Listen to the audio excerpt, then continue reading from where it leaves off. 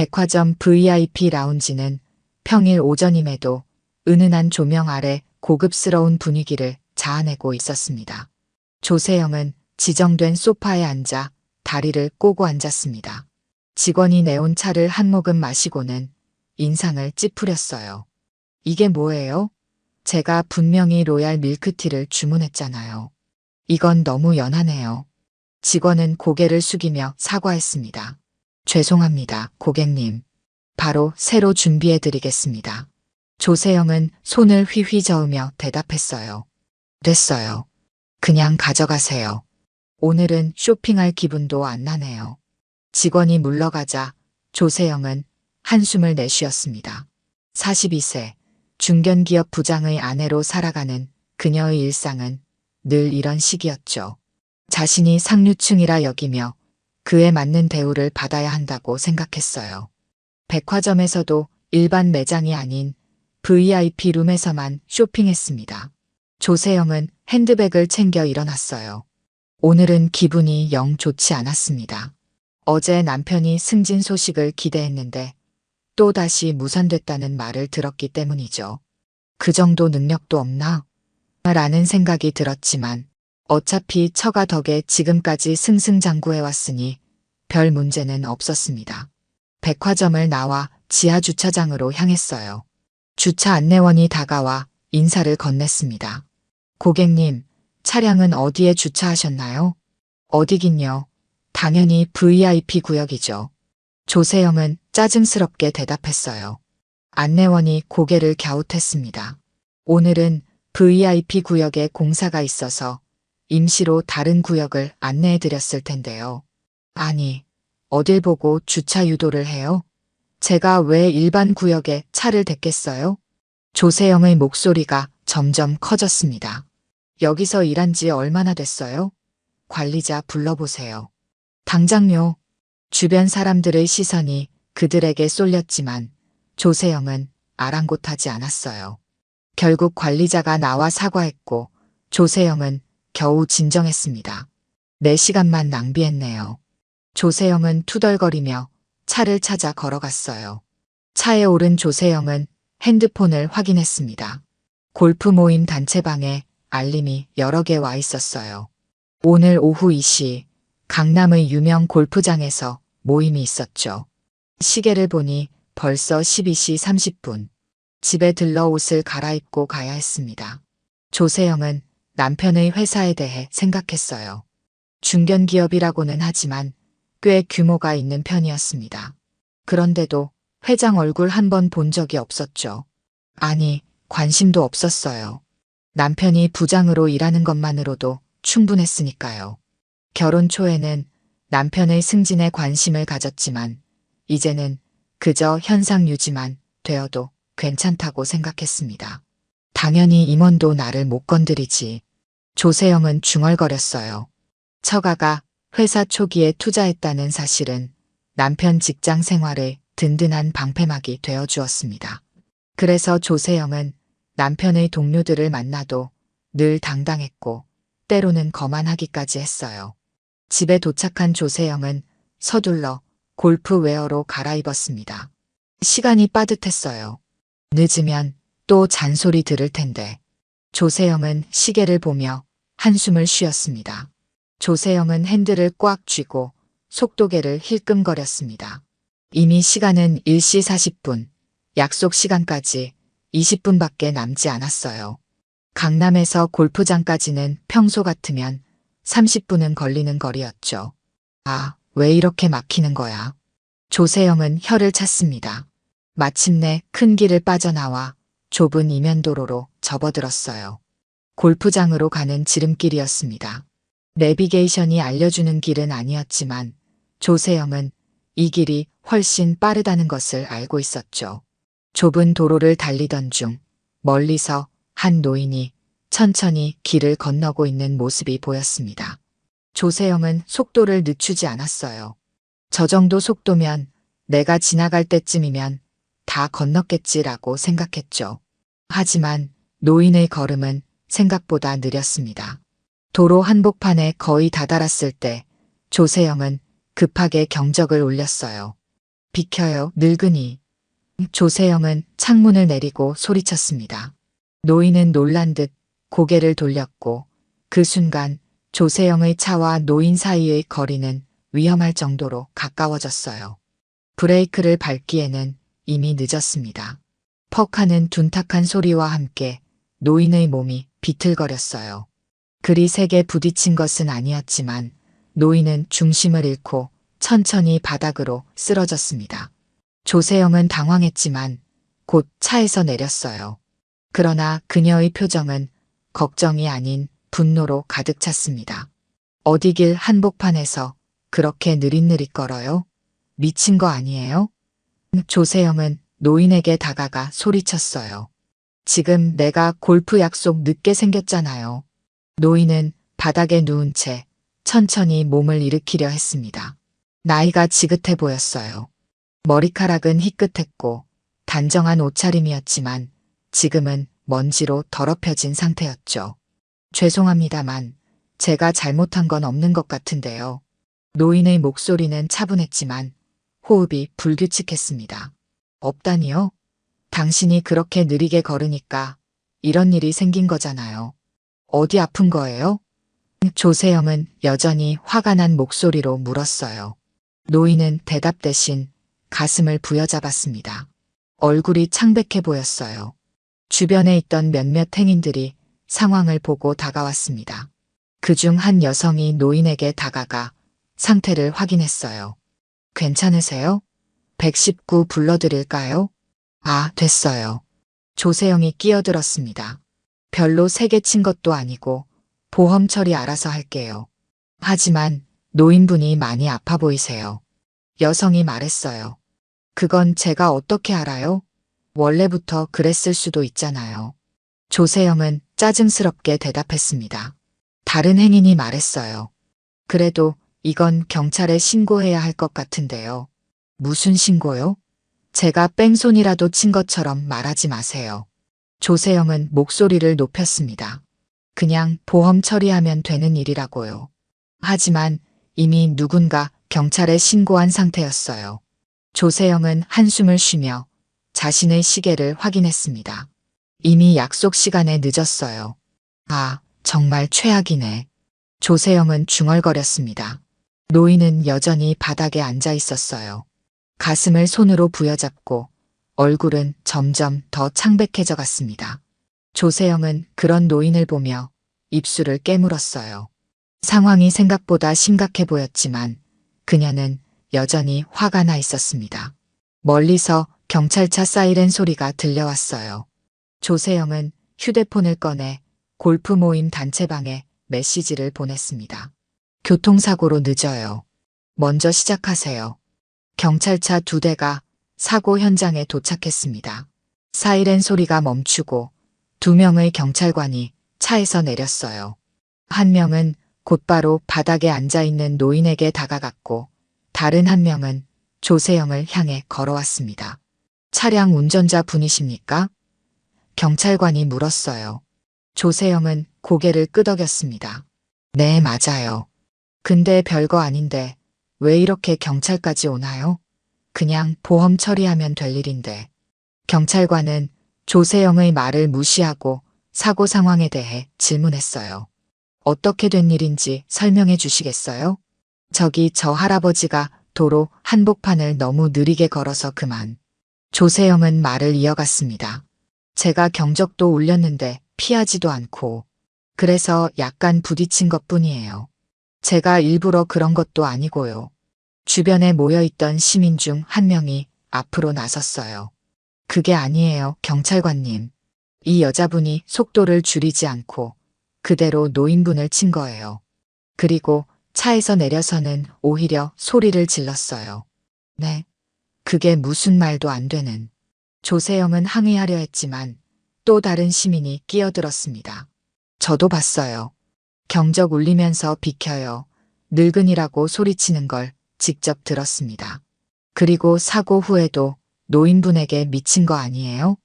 라고 했어요. 조세영의 얼굴이 붉어졌어요. 그건 순간 당황해서 그랬던 거예요. 제가 골프 약속이 있어서 조금 급했거든요. 경찰관은 눈살을 찌푸렸습니다. 급하다고 사람을 치고 소리를 지르면 되는 겁니까? 노인을 살피던 다른 경찰관이 다가왔어요. 응급차 불렀습니다. 노인분 상태가 좋지 않아 보여요. 가슴 통증을 호소하고 계십니다. 조세영은 속으로 짜증이 치밀어 올랐지만 상황이 심각해지는 것을 느끼고 태도를 바꿨습니다. 아, 정말요? 그럼 병원비는 제가 다 부담할게요. 보험으로 처리하면 되니까 걱정 마세요. 경찰관은 고개를 저었어요. 일단 신분증 좀 보여주시겠습니까? 그리고 운전면허증도요. 조세영은 마지못해 가방에서 지갑을 꺼내 신분증과 면허증을 건넸습니다. 경찰관이 정보를 확인하는 동안 멀리서 구급차 소리가 들려왔어요. 구급대원들이 도착해 노인을 살폈습니다. 그들은 신속하게 노인을 들것에 옮겼고 산소 마스크를 씌웠어요. 상황이 생각보다 심각해 보였습니다. 저기요, 정말 괜찮은 거 맞나요? 조세영이 불안한 듯 물었어요. 구급대원 중 한 명이 대답했습니다. 심장에 문제가 있으신 것 같습니다. 즉시 병원으로 이송해야 해요. 조세영은 입술을 깨물었어요. 이제야 상황의 심각성을 실감하기 시작했습니다. 제가 같이 가야 하나요? 보호자분이 필요합니다. 혹시 연락 가능한 가족이 있으신가요?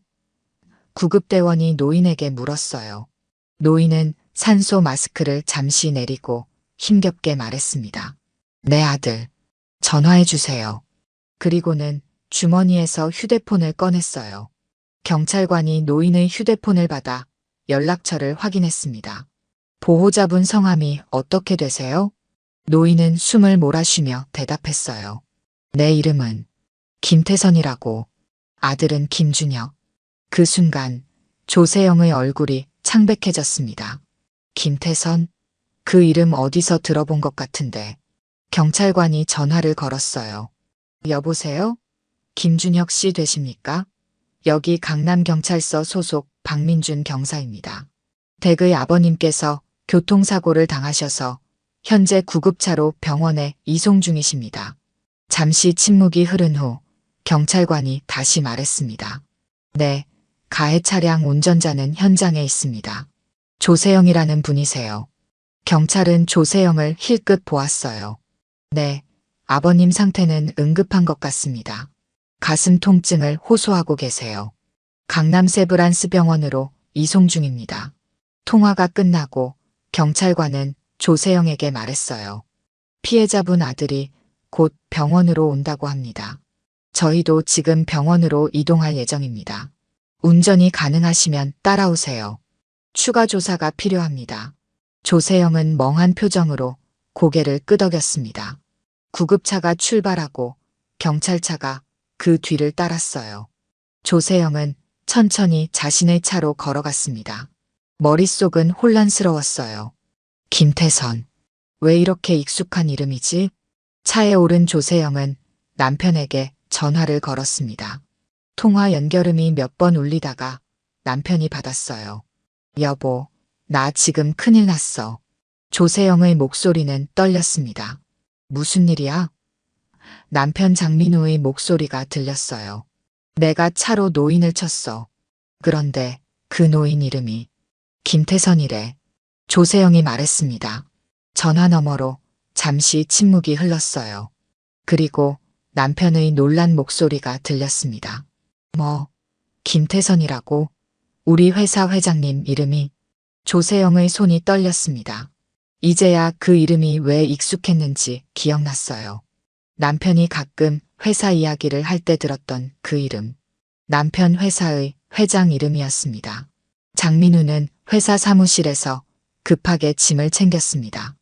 아내의 전화를 받은 후 그의 얼굴은 창백해져 있었어요. 동료들이 무슨 일이냐고 물었지만 장민우는 급한 가정사라는 말만 남기고 서둘러 회사를 빠져나왔습니다. 엘리베이터를 기다리는 동안 장민우는 식은땀을 흘렸어요. 김태선 회장님을 차로 쳤다고? 세상에, 이게 무슨 일이야? 머릿속이 복잡했습니다. 오늘 아침만 해도 평범한 하루였는데 단 한 통의 전화로 모든 것이 뒤바뀌었어요. 지하 주차장에 도착한 장민우는 서둘러 차에 올랐습니다. 시동을 걸기 전 다시 한번 아내에게 전화를 걸었어요. 지금 어디야? 정확히 어떻게 된 거야? 장민우의 목소리는 떨렸습니다. 강남 세브란스 병원으로 가고 있어. 조세영이 대답했어요. 나도 정확히 모르겠어. 그냥 좁은 도로에서 노인이 너무 느리게 걸어서. 그래서 차로 쳤다고. 장민우가 소리쳤습니다. 세영아, 내가 도대체 무슨 생각으로. 나도 일부러 그런 게 아니잖아.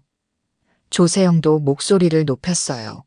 그리고 그렇게 세게 친 것도 아니고. 근데 노인이 가슴을 부여잡더라고. 알고 보니 심장에 문제가 있던 것 같아. 장민우는 한숨을 내쉬었습니다. 난 지금 바로 병원으로 갈게. 거기서 보자. 통화를 끊은 장민우는 차를 출발시키며 생각에 잠겼어요. 김태선 회장. 그는 장민우가 다니는 회사의 창업자이자 현 회장이었습니다. 70대 중반의 나이에도 여전히 회사 경영에 참여하고 있었죠. 소문에 의하면 건강이 좋지 않아 요즘은 출근을 자제하고 있다고 했어요. 장민우는 아내 조세영과 김태선 회장이 만나는 상황을 상상하며 몸서리를 쳤습니다. 조세영은 늘 자신이 특별 대우를 받아야 한다고 생각하는 사람이었어요. 그런 아내가 회사 회장을 차로 친 것이 현실이 되어버렸습니다. 병원에 도착한 장민우는 급하게 주차장에 차를 세우고 응급실을 향해 뛰었어요.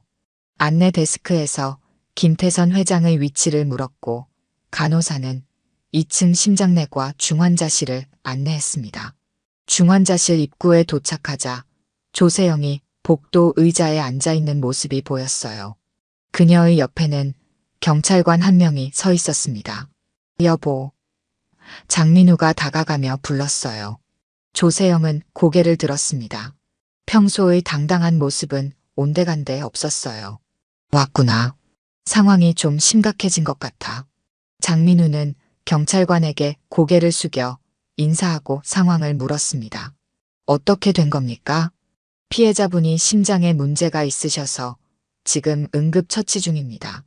보호자분이 안에 계세요. 경찰관이 대답했어요. 보호자분이요? 장민우가 물었습니다. 네, 아들분이 먼저 도착하셨어요. 김준혁 씨라고 하시던데. 장민우의 얼굴이 더욱 창백해졌어요.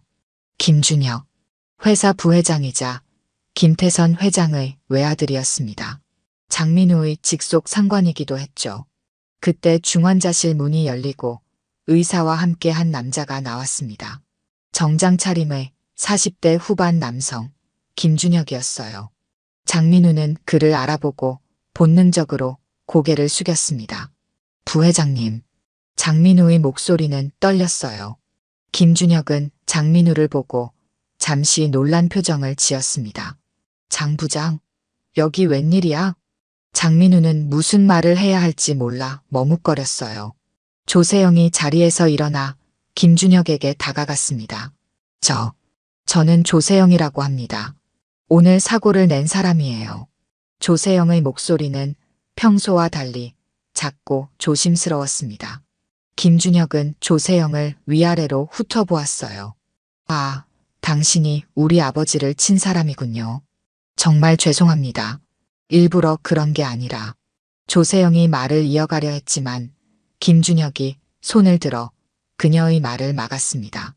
지금은 아버지 상태가 중요합니다. 나중에 얘기하죠. 김준혁의 목소리는 차갑고 단호했어요.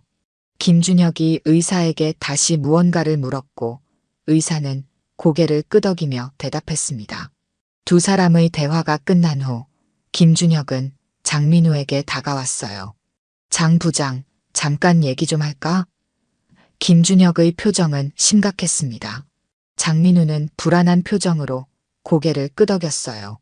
두 사람은 조금 떨어진 곳으로 걸어갔습니다. 김준혁은 장민우를 바라보며 낮은 목소리로 물었어요. 저 여자분이 자네 아내인가?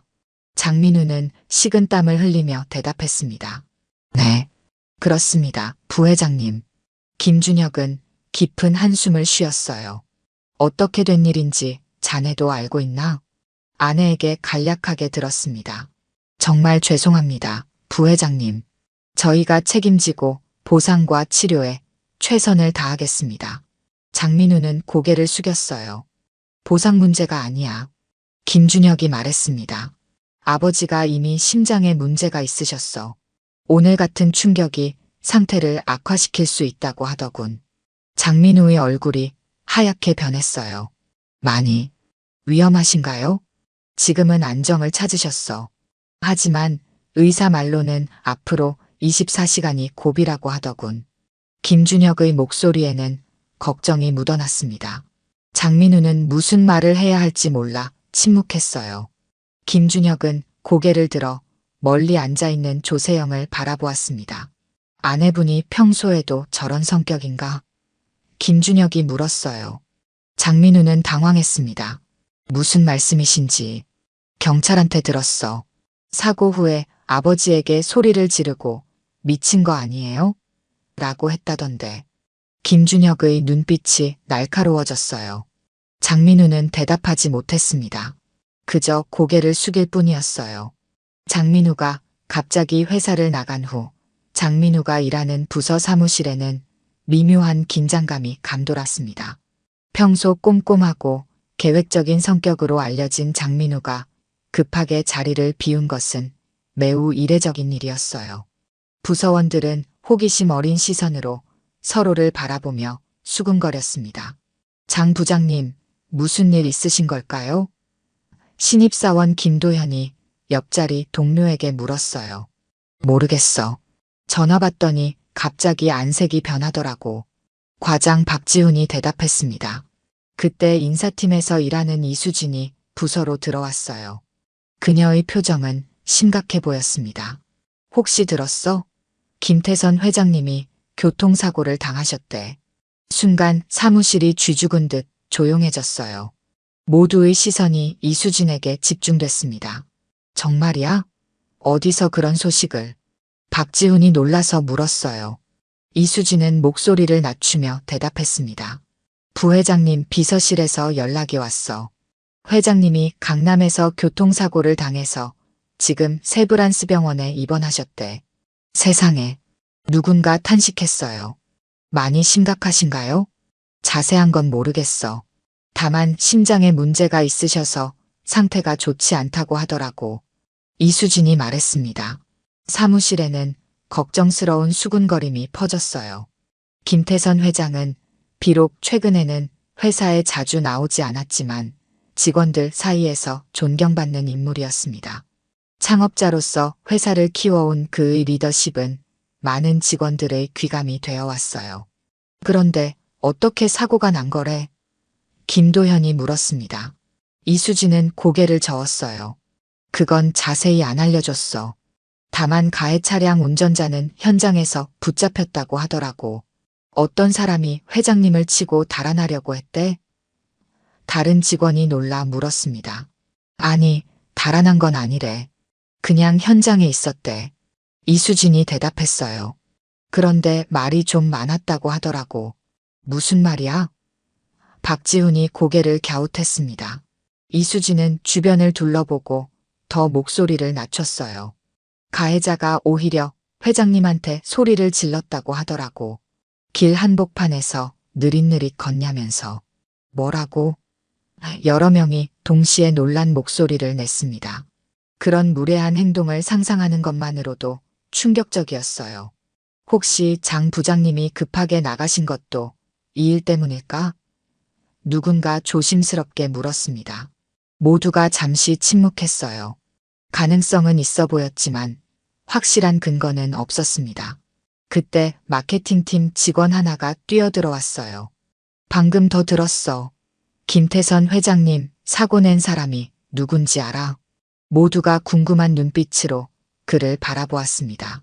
아직 공식적으로 확인된 건 아니지만 회장님 비서실에서 흘러나온 말로는 마케팅팀 직원은 숨을 고르며 말을 이어갔어요. 우리 회사 직원 가족이래. 뭐. 충격적인 반응이 사무실을 가득 채웠습니다. 누구? 여러 목소리가 동시에 물었어요. 마케팅팀 직원은 어깨를 으쓱했습니다. 그건 아직 모르겠어. 다만 우리 회사 직원의 아내라고 하더라고. 사무실에는 더 큰 수군거림이 퍼졌어요. 누구의 아내일지 추측이 오갔습니다. 장민우가 급하게 나간 것과 연관지어 생각하는 사람들도 있었지만 아직은 확실한 증거가 없었어요. 한편 회사 임원들이 모여있는 7층 회의실에서는 긴급 간부회의가 소집되었습니다. 부회장 김준혁은 없었지만 다른 임원들이 모두 모여 상황을 논의하고 있었어요. 현재 회장님 상태는 안정적이지만 계속 관찰이 필요하다고 합니다. 경영지원실장 권혁중이 말했습니다. 부회장님은 병원에 계시고요. 가해자가 우리 회사 직원의 가족이라는 게 사실입니까? 재무이사 남진호가 물었어요. 권혁중은 고개를 끄덕였습니다. 네, 맞습니다. 장민우 부장의 아내로 확인됐습니다. 회의실에는 충격의 침묵이 흘렀어요. 장민우는 회사에서 유능하고 성실한 직원으로 평가받는 인물이었습니다. 어떻게 된 일인지 자세히 알려주십시오. 전무 이민석이 요청했어요. 권혁중은 경찰에게 들은 내용을 간략히 설명했습니다. 조세영이 과속으로 노인을 치고 사고 후 오히려 소리를 질렀다는 내용까지 포함해서요. 이건 심각한 문제입니다. 이민석 전무가 심각한 표정으로 말했어요. 회장님 건강도 걱정되지만 회사 이미지에도 영향을 줄 수 있습니다. 그럼 장민우 부장은 어떻게 해야 할까요? 다른 임원이 물었습니다. 권혁중은 한숨을 쉬었어요. 일단은 부회장님 지시를 기다려야 할 것 같습니다. 아직 어떤 결정도 내려지지 않았습니다. 임원들은 걱정스러운 표정으로 서로를 바라보았어요. 회사 창업자이자 회장이 직원 가족에 의해 사고를 당했다는 사실은 전례 없는 상황이었습니다. 이 소식은 삽시간에 회사 전체에 퍼졌어요. 휴대폰 문자와 카카오톡 메시지로 소문은 빠르게 전파되었고 모든 직원들이 충격과 걱정 속에 있었습니다. 그리고 그 시각 조세영은 자신이 일으킨 소동이 얼마나 큰 파장을 불러일으켰는지도 모른 채 병원 밖 카페에 앉아 있었어요. 그녀는 전화기를 보며 골프 모임 단체방에 메시지를 보내고 있었습니다. 오늘 불참 미안해요. 작은 사고가 있어서 병원에 있어요. 다음에 꼭 참석할게요. 조세영은 여전히 상황의 심각성을 완전히 인식하지 못하고 있었습니다. 그저 자신의 골프 약속이 취소된 것에 대한 아쉬움만 느끼고 있었어요. 다음 날 아침 장민우는 거의 밤을 새운 듯한 표정으로 회사에 도착했습니다. 그의 얼굴에는 피로와 불안이 역력했어요. 사무실로 들어서자 모든 시선이 그에게 쏠렸습니다. 직원들은 무언가 말을 건네고 싶어 하는 듯 했지만 아무도 먼저 나서지 못했어요. 장민우는 자리에 앉아 컴퓨터를 켰습니다. 이메일을 확인하던 중 메시지 하나가 눈에 들어왔어요. 오전 10시 임원회의실에서 긴급회의가 있다는 내용이었습니다. 참석자 명단에는 모든 임원과 각 부서, 부장들의 이름이 있었어요. 그리고 특이하게도 김태선 회장 참석이라는 문구가 붉은색으로 강조되어 있었습니다. 장민우의 손이 떨렸어요. 김태선 회장이 직접 참석한다는 것은 이 회의가 얼마나 중요한지를 말해주는 것이었습니다. 그리고 아마도 어제 있었던 사고에 관한 내용일 것이 분명했어요. 시간이 흘러 10시가 다가왔습니다. 장민우는 무거운 발걸음으로 7층 임원회의실로 향했어요. 엘리베이터에서 내리자 이미 여러 임원들이 모여 있었습니다. 그들은 장민우를 보더니 대화를 멈추고 어색한 시선을 주고받았어요. 장 부장, 회장님 상태는 어떠신가? 전무 이민석이 조심스럽게 물었습니다. 장민우는 고개를 숙였어요. 어제보다는 안정을 찾으셨다고 합니다. 하지만 여전히 중환자실에 계십니다. 그런데 오늘 회의에 참석하신다고? 다른 임원이 의아해했어요. 장민우는 고개를 저었습니다. 저도 방금 알았습니다. 어떻게 오시는지는. 그때 엘리베이터 문이 열리고 김준혁 부회장이 나타났어요. 그의 뒤로 2명의 직원이 휠체어를 밀고 있었습니다. 휠체어에는 김태선 회장이 앉아 있었어요. 얼굴은 창백했지만 눈빛만은 여전히 날카로웠습니다. 모든 사람들이 깜짝 놀라 허리를 숙였어요. 회장님, 김태선은 가볍게 고개를 끄덕이며 인사를 받았습니다. 다들 걱정을 끼쳐 죄송합니다. 하지만 이 일은 제가 직접 처리하고 싶었습니다. 회의실로 들어서자 이미 대부분의 임원과 부장들이 자리에 앉아 있었어요. 김태선의 휠체어가 회의실 정면에 자리 잡자 모두가 긴장된 표정으로 기다렸습니다. 김준혁이 말문을 열었어요. 어제 있었던 일에 대해 모두 들으셨을 겁니다. 아버님께서 교통사고를 당하셨고 현재는 응급처치 후 조금 안정을 찾으셨습니다. 회의실에는 무거운 침묵이 감돌았어요. 김태선이 천천히 고개를 들어 회의실을 둘러보았습니다. 어제 날 친 사람 누군지 알고 싶어. 김태선의 목소리는 약했지만 단호했어요. 김준혁은 노트북을 열고 회의실 벽면의 대형 스크린을 켰습니다. 어제 사고 현장의 CCTV 영상을 확보했습니다. 모두가 상황을 정확히 이해했으면 합니다. 화면에 영상이 나타났어요. 좁은 도로에서 천천히 걷고 있는 김태선의 모습, 그리고 빠른 속도로 다가오는 조세영의 차량이 보였습니다. 차가 김태선을 치는 장면, 그리고 이어진 상황이 생생하게 펼쳐졌어요. 비켜요, 늙은이. 영상 속 조세영의 목소리가 회의실에 울려 퍼졌습니다. 장민우는 식은땀을 흘리며 고개를 숙였어요. 영상은 계속 이어졌고 조세영이 차에서 내려 김태선에게 소리치는 장면까지 고스란히 담겨 있었습니다. 어디 길 한복판에서 그렇게 느릿느릿 걸어요? 미친 거 아니에요? 지금 내가 골프 약속 늦게 생겼잖아요. 회의실의 모든 사람들이 충격에 빠져 말을 잇지 못했어요. 일부는 분노한 표정을, 일부는 놀란 표정을 지었습니다. 장민우는 그 자리에서 땅이 꺼졌으면 하는 심정이었어요. 영상이 끝나고 김태선이 천천히 말했습니다. 이 여성이 누구인지 알고 싶습니다. 회의실에는 다시 침묵이 흘렀어요. 모든 시선이 장민우에게 집중되었습니다. 그는 떨리는 다리로 일어나 깊게 고개를 숙였어요. 회장님, 저는 장민우의 목소리가 떨렸습니다. 저 여자가 제 아내입니다. 순간 회의실이 얼어붙은 듯 했어요. 누구도 숨소리조차 내지 않았습니다. 김태선의 눈이 장민우를 향했고 그의 표정에는 놀라움이 묻어났어요. 자네 아내라고? 김태선이 천천히 물었습니다. 장민우는 고개를 들지 못했어요. 네, 정말 죄송합니다, 회장님. 저희가 책임지고. 김태선이 손을 들어 장민우의 말을 막았습니다. 자네가 직접 사과할 일은 아니네. 하지만 아내분의 행동은 매우 실망스럽군.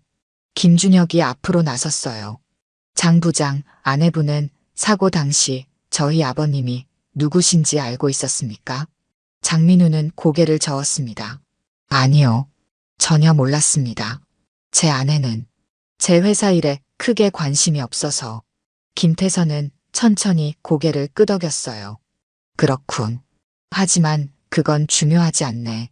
내가 회장이어서가 아니라 한 인간으로서 저런 대우를 받는 것은. 회의실에는 무거운 침묵이 흘렀습니다. 김태선은 잠시 눈을 감았다가 다시 열었어요. 나는 법적으로 고발할 생각은 없네. 경찰에도 그렇게 말했어. 김태선이 말했습니다. 하지만 이 일은 그냥 넘어가지 않겠어. 장민우는 무릎이 떨렸어요. 그는 알고 있었습니다. 이 사건이 자신의 회사 생활, 아니 인생 전체에 어떤 영향을 미칠지를요. 김태선은 김준혁을 바라보았습니다. 준혁이, 인사 관련 안건을 설명해 주게. 김준혁은 고개를 끄덕이고 서류 하나를 꺼냈어요. 오늘 이사회에서는 장민우 부장의 인사 조치에 대해 논의할 예정입니다. 현재 마케팅부 부장으로 있는 장민우 씨는 지방 공장 관리팀으로 발령될 예정입니다. 장민우의 얼굴이 창백해졌어요. 지방 공장 관리팀은 사실상 좌천이나 다름없었습니다. 그동안 승진을 기대했던 그의 커리어는 이제 끝이나 다름없었어요. 또한 김준혁이 말을 이어갔습니다. 앞으로 3년간 승진 대상에서 제외됩니다. 회의실의 임원들은 불편한 표정으로 서로를 바라보았어요. 너무 가혹하다고 생각하는 사람도 있었지만 아무도 말을 꺼내지 못했습니다. 김태선이 천천히 휠체어를 돌려 장민우를 바라보았어요. 자네를 완전히 내보내지 않은 것은 그동안의 공로를 인정해서라네. 하지만 이번 일은 단순한 교통사고가 아니야. 자네 아내의 태도는 한 인간으로서 용납하기 어려운 거였네. 장민우는 고개를 깊이 숙였습니다. 네, 회장님. 모든 결정을 겸허히 받아들이겠습니다. 김태선은 마지막으로 회의실을 둘러보며 말했어요. 우리 회사는 항상 인간 존중을 최우선 가치로 삼아왔습니다. 직위고 나이고 상관없이 모든 사람을 인격체로 대하는 것. 그것이 제가 평생 지켜온 신념입니다. 회의는 그렇게 끝났습니다. 장민우는 터질 듯한 가슴을 부여잡고 자신의 자리로 돌아왔어요. 이제 그는 아내에게 이 모든 상황을 설명해야 했습니다. 뭐라고? 지방 발령? 조세영의 목소리가 거실에 울려 퍼졌습니다. 말도 안 돼. 그걸 어떻게 받아들인다는 거야? 장민우는 피곤한 표정으로 소파에 앉아 있었어요. 아내에게 회사에서 있었던 일을 모두 전했습니다. 조세영의 반응은 예상대로였죠. 분노, 충격, 그리고 부정. 어쩔 수 없어. 회장님이 직접 결정하신 일이야. 장민우의 목소리는 지쳐 있었어요. 그 할아버지가 회장이라고? 그래서 뭐, 내가 그걸 어떻게 알았겠어? 조세영은 소리쳤습니다. 그리고 난 그렇게 세게 친 것도 아니야. 오히려 과잉 반응하는 거 아니야? 장민우는 한숨을 깊게 내쉬었어요. 세영아, 넌 아직도 이 일의 심각성을 모르는 것 같아. 회사 전체가 알고 있어. 임원회의에서 CCTV 영상까지 공개됐다고. 뭐? 조세영의 얼굴이 창백해졌습니다. 무슨 영상? 사고 현장 CCTV. 내가 김태선 회장님에게 했던 모든 말이 담겨 있었어. 장민우가 말했어요. 비켜요. 늙은이, 미친 거 아니에요. 모든 말이 다 녹음되어 있었어. 조세영은 입을 다물었습니다. 그녀의 말과 행동이 모두에게 공개되었다는 사실이 충격으로 다가왔어요. 장민우는 휴대폰을 꺼내 보여주었습니다. 그리고 이것 봐. 조세영이 화면을 보니 온라인 커뮤니티에 사고 관련 게시물이 올라와 있었어요. 중견기업 회장 교통사고 낸 갑질녀라는 제목의 글이었습니다. 댓글은 이미 수백 개가 달려 있었어요. 이게 뭐야? 조세영의 목소리가 떨렸습니다. 모르겠어. 누군가 회사에서 정보를 유출한 것 같아. 장민우가 말했어요. 어쨌든 이제 이 일은 회사 내부 문제를 넘어섰어. 조세영은 소파에 주저앉았습니다. 현실이 서서히 그녀를 압도하기 시작했어요. 그래서 우리 이제 어떻게 되는 거야? 다음 주부터 내가 창원 공장으로 발령받아. 3년간 승진도 못해. 장민우의 목소리는 체념한 듯 했어요. 집은 팔아야 할 것 같아. 창원에서 새로 구해야 하니까. 창원? 조세영이 놀라 물었습니다. 서울 근교는 안 돼? 매일 출퇴근하면. 장민우는 고개를 저었어요. 무슨 소리야? 창원까지 출퇴근이 가능하다고 생각해? 거기서 살아야 해. 조세영의 얼굴이 일그러졌습니다. 그녀의 화려한 서울 생활이 한순간에 무너지는 기분이었어요.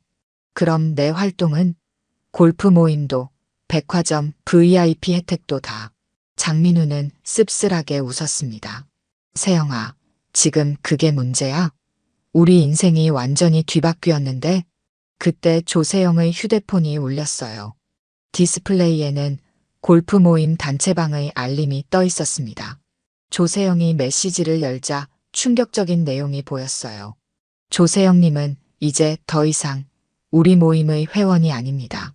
최근 발생한 사건으로 인해 모임의 명예를 실추시켰다고 판단되어 전원합의 하에 제명이 결정되었음을 알려드립니다. 조세영의 손이 떨렸어요. 이게 무슨 말이야? 나를 쫓아내겠다고? 장민우는 그저 고개를 숙였습니다. 이제 시작일 뿐이야. 이 소식은 내가 아는 모든 사람들에게 퍼질 거야.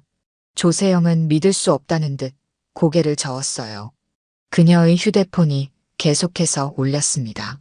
친구들의 메시지였어요. 모두 그녀와 거리를 두겠다는 내용이었습니다. 이러지 마. 내가 뭘 그렇게 잘못했다고. 조세영의 목소리가 떨렸어요. 장민우는 냉정하게 말했습니다.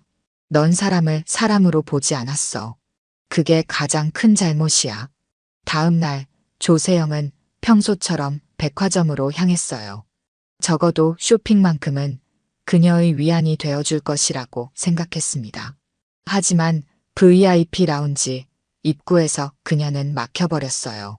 죄송합니다만 고객님의 VIP 자격이 정지되었습니다. 직원이 공손하지만 단호하게 말했어요. 뭐라고요? 무슨 말도 안 되는. 조세영이 항의하려 했지만 매니저가 나와 상황을 설명했습니다. 조세영 고객님, 최근 발생한 사건과 관련하여 당사의 VIP 회원 규정에 따라 자격이 정지되었습니다. 자세한 내용은 이미 안내문을 발송해드렸습니다. 조세영은 망연자실한 표정으로 백화점을 나왔어요. 그녀의 휴대폰은 계속해서 알림음을 울렸습니다. SNS에서는 그녀를 비난하는 글이 계속해서 올라오고 있었어요. 그 여자로 불리며 그녀는 순식간에 사회적으로 매장당했습니다. 집으로 돌아오는 길, 조세영은 편의점에 들렀어요. 물건을 계산하던 중 그녀는 계산대 옆 신문에서 자신의 사진을 발견했습니다. 작은 기사였지만 제목은 충격적이었어요. 중견기업 회장치고 소리 지른 그 여자, 알고 보니 직원 아내. 조세영의 다리가 후들거렸습니다. 이제 그녀는 언론에까지 노출된 상태였어요. 집으로 돌아와 현관문을 열자 장민우가 거실에 앉아 있었습니다. 그의 앞에는 서류 한 뭉치가 놓여 있었어요. 이게 뭐야? 조세영이 물었습니다. 장민우는 천천히 고개를 들었어요. 그의 눈에는 슬픔과 결단이 담겨 있었습니다. 이혼 서류야. 뭐? 조세영이 충격에 빠져 말했어요. 무슨 소리야? 이런 상황에서 내가 나를 버리겠다고? 장민우는 고개를 저었습니다. 내가 널 버리는 게 아니야.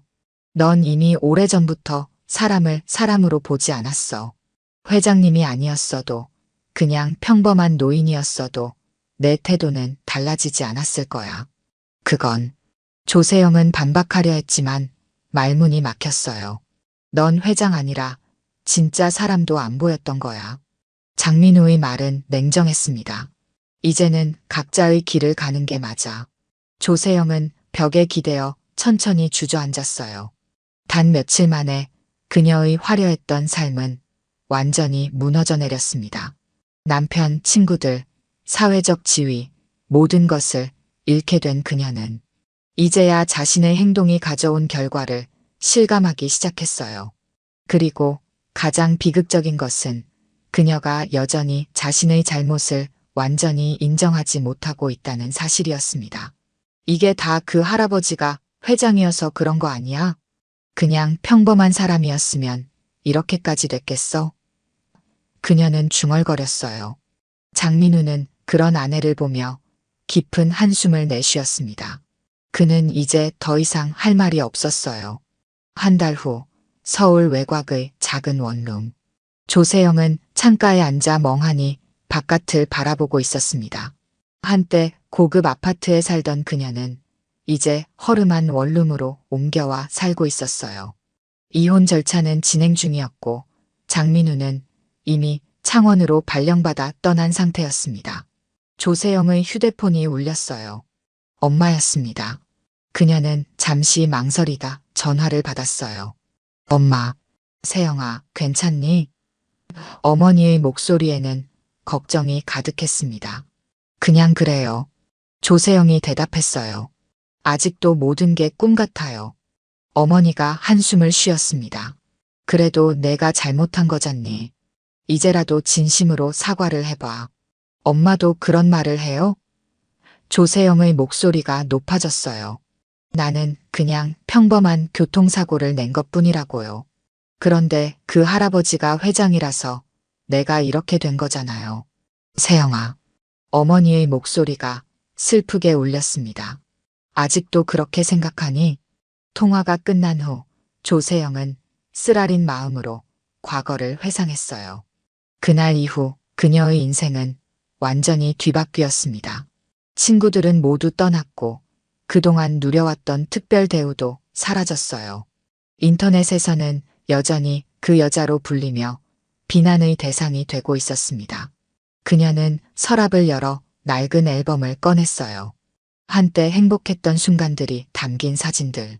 골프장에서 친구들과 찍은 사진, 백화점 VIP 행사에 참석했던 사진, 남편과 함께한 여행 사진들. 모든 것이 이제는 과거가 되어버렸습니다. 조세영은 처음으로 눈물을 흘렸어요. 하지만 그것은 자신의 잘못에 대한 반성의 눈물이 아니라 잃어버린 것들에 대한 아쉬움의 눈물이었습니다. 같은 시간 창원의 한 아파트. 장민우는 회사에서 돌아와 간단한 저녁을 준비하고 있었어요. 그의 휴대폰이 울렸습니다. 김준혁 부회장이었어요. 네, 부회장님. 장민우가 공손하게 전화를 받았습니다. 장 부장 아버님께서 면담을 요청하셨네. 이번 주말에 서울로 올라올 수 있겠나? 장민우는 놀랐어요. 회장님께서요? 그래. 아버님 건강이 많이 호전되셨네. 퇴원하신 후 재택 치료 중이시지만 몇몇 중요한 일들은 직접 챙기고 계셔. 김준혁이 말했습니다.